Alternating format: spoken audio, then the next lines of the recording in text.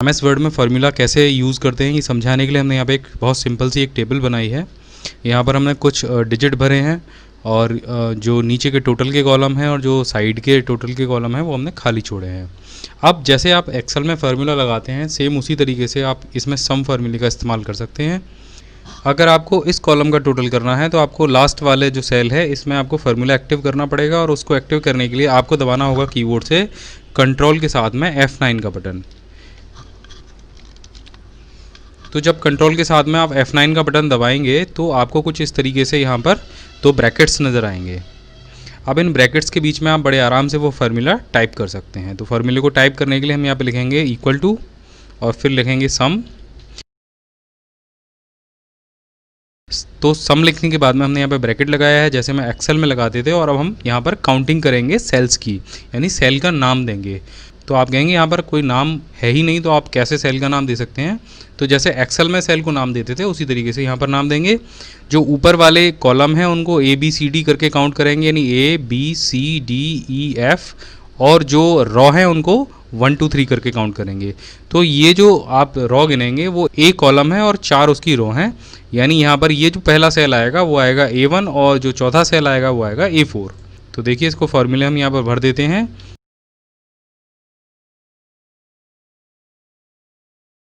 तो आप यहाँ पर देखेंगे हमने A1 से A4 तक लिख दिया और ब्रैकेट को बंद कर देना है।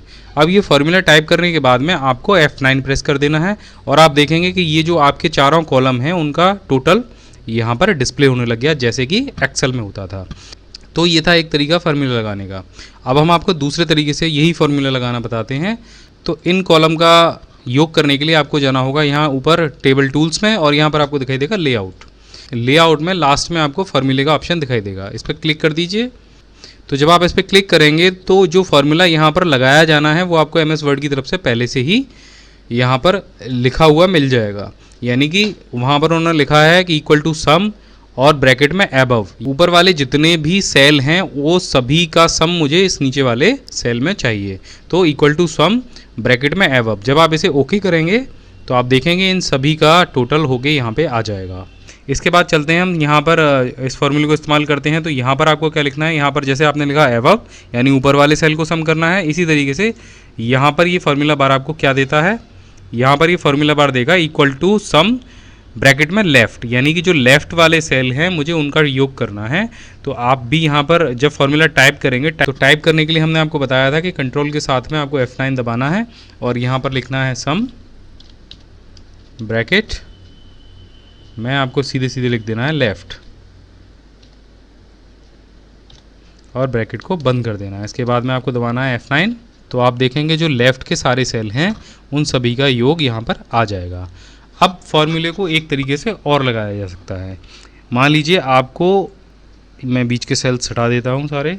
अब अगर ये बीच वाले सेल में आप फार्मूला लगाएंगे और आप चाहते हैं कि नीचे वाले जो अंक हैं और ऊपर वाले जो अंक हैं उन दोनों का टोटल एक साथ होके यहाँ पर आ जाए, तो उसके लिए आप क्या करेंगे, उसके लिए भी आप ये फार्मूला बार दबाएंगे। तो यहाँ पर आपको दिखाई दे रहा होगा इक्वल टू सम ब्रैकेट में एबव, यानी ऊपर वाले सेल्स का ये योग करे। तो एबव के साथ में आपको एक चीज़ और टाइप कर देनी है यहाँ पर ब्लो। आप देखेंगे equal to sum above comma below और इसे ओके कर दीजिए। तो क्या होगा कि ऊपर वाले दोनों सेल्स का टोटल हो गया और नीचे वाले दोनों सेल्स का टोटल हो के यहाँ पर आ गया। तो इस तरीके से आप MS वर्ड में फार्मूला लगा सकते हैं। असल में क्या होता है कि आप जब भी कोई फार्मूला लगाते हैं और ऊपर की संख्याओं में जब भी कोई फेरबदल करते हैं तो वो अपने आप अपडेट हो जाता है, लेकिन MS वर्ड में वो अपडेट कैसे होता है फार्मूला लगाने के बाद में, तो हम सबसे पहले इन सभी कॉलम्स में फार्मूला लगा लेते हैं। यहाँ पर हम सबको सम कर लेते हैं। तो आप देखिए हमने सभी सेल्स में फार्मूले को लगा दिया है और ये सभी का हमने सम कर लिया है। अब हम ऊपर का अगर कोई भी चेंजेस करते हैं, मान लीजिए हमने यहाँ पर 12 कर दिया, इसको 18 कर दिया, इसको 25 कर दिया, तो नीचे वाला जो फार्मूला है उसमें अभी तक कोई भी बदलाव नहीं हुआ है, यानी कि वो फार्मूला अपडेट नहीं हुआ है। तो ये फार्मूला अपडेट कैसे होगा, आपको सिंपल करना क्या है कि आपको फार्मूले को सेलेक्ट कर लेना है और सेलेक्ट करने के बाद में आपको F9 प्रेस करना है। तो आप देखेंगे फार्मूला आपका अपडेट हो गया है। इसी तरीके से आप एक्सेल में जो भी फार्मूला लगाएंगे, फार्मूला लगाने के बाद अगर आपने कोई फिगर चेंज की है तो आप केवल F9 प्रेस करने के बाद उसको अपडेट कर सकते हैं।